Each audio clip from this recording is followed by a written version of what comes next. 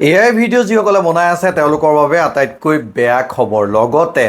আনক সমালোচনা অৰ্থাৎ মিমিক্ৰি বা তেনেকুৱা ধৰণৰ ৰিইউজ কণ্টেণ্ট লৈ যিসকলে বনাই আছে তেওঁলোকৰ ভাত মৰিল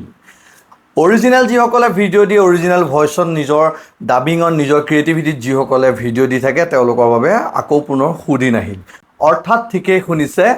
আপুনি যদি কোনোবাই বনাই দিয়া ভাত খাম বুলি বহি ৰৈ আছে তেতিয়াহ'লে সেইটো বাদ দিয়ক নিজে বনাই খাবলৈ লওক অৰ্থাৎ বৰ্তমান হৈছে AI প্ৰযুক্তিৰ যুগ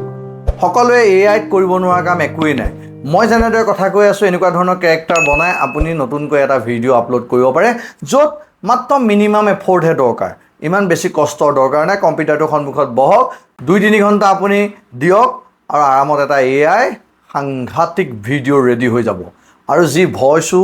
সম্পূৰ্ণ নিজৰ অংগী ভংগী প্ৰদৰ্শন কৰিব কিন্তু মানুহে ধৰিবই নোৱাৰিব যে সেইটো AI ভিডিঅ' কিন্তু ইউটিউবে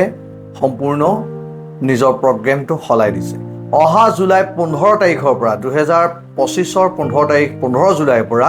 ইউটিউবে নতুন এটা মনিটাইজেশ্যন প্ৰগ্ৰেম কাৰ্যকৰী কৰিবলৈ গৈ আছে আৰু আপডেট কৰিবলৈ গৈ আছে ইয়াৰ অধীনত যিসকলে AI ভিডিঅ' আপলোড কৰিব তেওঁলোকে মনিটাইজ নাপায় আৰু সেই ভিডিঅ'বোৰ মনিটাইজৰ বাবে আৰ্নিঙৰ বাবে যোগ্য বিবেচিত নহ'ব ডিপ ফেক বা বিভিন্ন ধৰণৰ AI টুলছৰ বা AI ৱেবছাইটৰ জৰিয়তে যিসমূহ ভিডিঅ' আমি আপলোড কৰোঁ বিভিন্ন ধৰণৰ VOD হওক বা তেনেকুৱা ধৰণৰ সেইবোৰ ভিডিঅ'ৰ পৰা এতিয়া কোনো ধৰণৰ আৰ্নিং আপুনি নাপাব 100% চিয়'ৰ লগতে আনৰ কণ্টেণ্ট আনৰ চিনেমা এখনৰ কিছু অংশ বা তেনেকুৱা ধৰণৰ আমি যে দি পেলাই বহুতে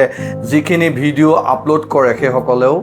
দিন উকলিল সেইবাবে নিজৰ ইউজ কণ্টেণ্ট দিয়ক নিজৰ ক্ৰিয়েটিভিটি দিয়ক আৰু নিজৰ অৰিজিনেল ভইচ দিয়ক তেতিয়াহ'লে আপুনি আৰ্নিং পাব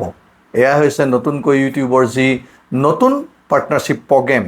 YPP ইউটিউব পাৰ্টনাৰশ্বিপ প্ৰগ্ৰেম তাৰ যি অংশ আপোনালোকক জনালোঁ ভাল পালে ভিডিঅ'টো ছাবস্ক্ৰাইব কৰিবলৈ নাপাহৰিব আৰু লাইক এটা আৰু বেল আইকনটো টিপিব